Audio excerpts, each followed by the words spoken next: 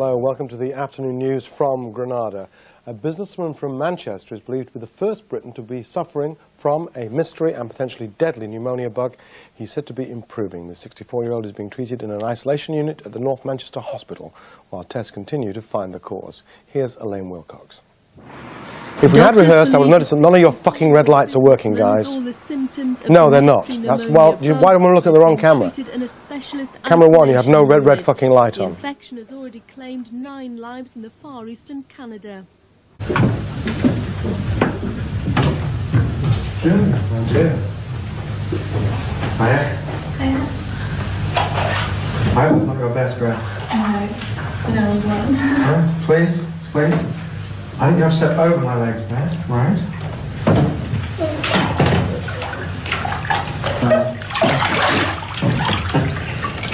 Right. Can you tell me briefly about Patch Record? Yeah, what's it all about? What's it all about? The truth. I could give you 18 different truths or loads of different stories, but they all come down to praxis. Do you know what praxis is? Practice, no. Have you heard praxis makes perfect? Praxis is the idea that you do something because you want to do it, and after you've done it, you find out all the reasons why you did it. That's a boule, and this is boules.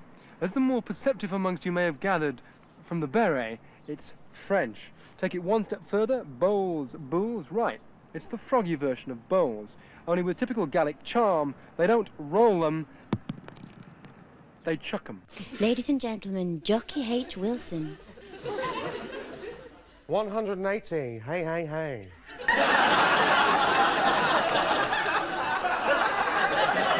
You think that's funny, don't you? Yeah. The Pistols, we feel, do deserve to be seen on TV for believers and non-believers alike. So here with a rerun of their first ever appearance on British television on this programme 15 months ago. It's a little piece of history and maybe a bit of the future. Anarchy in the UK, anarchy in the studio as a boring old fart gets drowned out. Sex Pistols, you can hear them warming up in the background even now.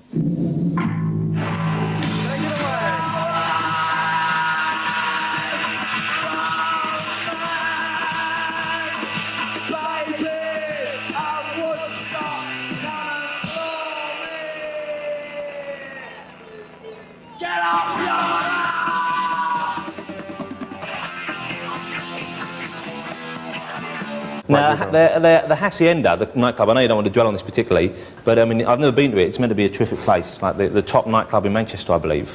And you've now closed it down. Top nightclub in Europe, actually. Oh, is it really? Yes. Blimey. But you closed it down, so why have you closed down the top nightclub in Europe, Tony? Anthony? Anthony H. We closed it down because it's a pretty tough city at the moment in some ways, and we decided to take industrial action. We went on strike. We removed the club to try and say to everybody, cool out. Well, things were getting... chill out, I think. So what was actually getting out of hand there? I'd rather not say. Guns, Jonathan, guns. Now, I've got something to say to you two. Something very important. Oh, no, no, no. Come back, Tony! No. 3, 2, 4... Wilson was popular with his colleagues, especially when they needed someone to ridicule. Here he is now. Hi, Tony. Sure you've met Tony before. Yes. Tony, this is Beverly. Pleased to meet you. Yeah, I expected this kind of thing, Elton. Sorry about that. It's all right. Thank you. Right now, what, I mean, Elton didn't prepare that with you, did he? No, not at all. And in this direction, I have Tony Wilson and Peter Saville. Well, welcome to the show. Welcome back to our world. Now, I've just come to... I'm not going to put any litmus paper in your drinks. How are your drinks this evening? Lukewarm. Yes, I'm sorry about that. That's quite right. We interrupt this programme to bring you an important news flash from the Granada newsroom. Good evening, I'm Lucy Meacock, and there's news just coming in of a break-in at one of the main butcher's shops in Ormskirkabad. Indeed, police say that no money appears to have been taken in the raid. So far, all that appears to be missing is one moth-eaten old cow.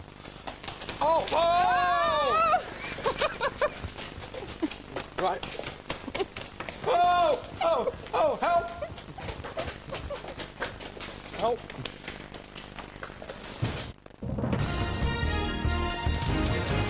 Factory is politics. Factory is politics in direct action. How you're doing what you want, what you believe in. This is beer, by the way. Factory is so fucking cheap. What can I say? Are you a capitalist? Yes. Yes, you are. Yes, in the end, the money that factory makes is taken from surplus labour. I never really know what's going on. If you profit from surplus labour, then you're a capitalist, and I'm a capitalist. Although actually, I don't make any money, so I suppose I'm not. But I function with a system that makes money through capitalist ends. Yes. I like this person wandering around who they can't understand. The word came out of LA that the Geffen organisation told Warner Brothers that you've got to be very careful with these people because they're Marxists, which I find very flattering, but very amusing that they don't know what to do. An LA record company executive does not know what to do with a Marxist or a Kippax Street hooligan like Greta. You at the back, sir, you. Go on, now wait till you get the mic on you and be quiet, please, in the box. You, sir. Wilson the ringmaster was in his element, but one night in 1990, the lions turned and Wilson was badly bitten. Professional wrestlers were in town. He doesn't say anything. He's brought that wimp with him. At least he doesn't even look the part. It's showbiz. Sit down, boys.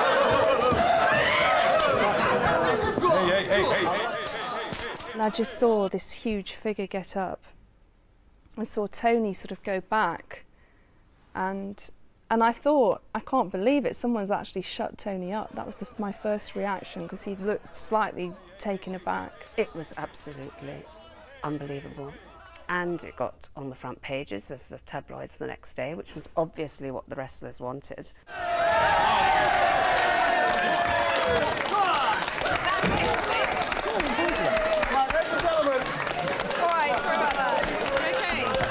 Go on. This is not a debate tonight to knock Liverpool, although with my face on it, everyone will think that's the case.